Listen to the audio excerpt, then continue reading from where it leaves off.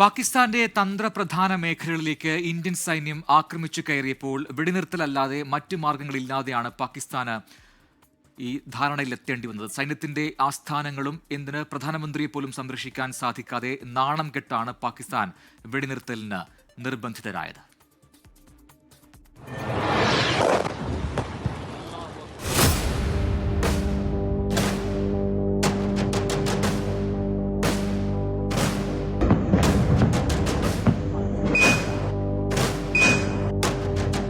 കരയിലും കടലിലും ആകാശത്തും ഇന്ത്യൻ പ്രതിരോധത്തിന്റെയും ആക്രമണത്തിന്റെയും ചൂടറിഞ്ഞു പാകിസ്ഥാൻ.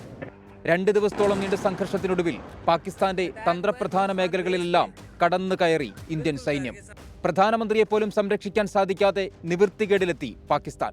ഇതോടെയാണ് വെടിനിർത്തലിന് പാകിസ്ഥാൻ തന്നെ മുൻകൈയെടുത്തത്. Director General of Military Operations of Pakistan called the Director General of Military Operations of India at 15:35 hours earlier this afternoon. It was agreed between them that both sides would stop all firing and military action on land and in the air and sea with effect from 1700 hours Indian Standard Time today. പാകിസ്ഥാന്റെ drone ആക്രമണങ്ങളെയും missile ആക്രമണങ്ങളെയുമെല്ലാം ആകാശത്ത് വെച്ച് തന്നെ നിർവീര്യമാക്കി Indian army. പാകിസ്ഥാന്റെ അഭിമാനമായ ഫത്ത-2 മിസൈലുകൾക്ക് ഇന്ത്യയുടെ ആകാശത്ത് ഒന്നും ചെയ്യാനായില്ല. പാകിസ്ഥാന്റെ വ്യോമപ്രതിരോധ സംവിധാനം ആദ്യ ദിനം തന്നെ തകർത്തെറിഞ്ഞു ഇന്ത്യ. ഇന്ന് പാകിസ്ഥാനിലെ 3 തന്ത്രപ്രധാന മേഖലകളിൽ ആക്രമണം നടത്തിയതിന് പിന്നാലെയാണ് വെടിനിർത്തലിലേക്ക് പാകിസ്ഥാൻ എത്തിയത്. ആക്രമണങ്ങളെ മാത്രമല്ല, പാകിസ്ഥാന്റെ നുണപ്രചരണങ്ങളെയും ഇന്ത്യൻ സേന പൊളിച്ചടുക്കി.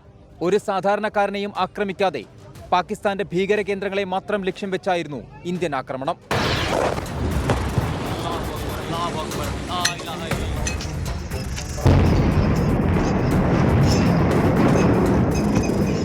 വെറുമൊരു വെടിനിർത്തലിനല്ല ഇന്ത്യ സമ്മതം മൂളിയത്. കൃത്യമായ ഉപാധികൾ വെച്ചു. ഭീകരതയ്ക്കെതിരായ നടപടികളിൽ മാറ്റമുണ്ടാകില്ല. സിന്ധു നദീജല കരാർ മരവിപ്പിച്ചത് തുടരും.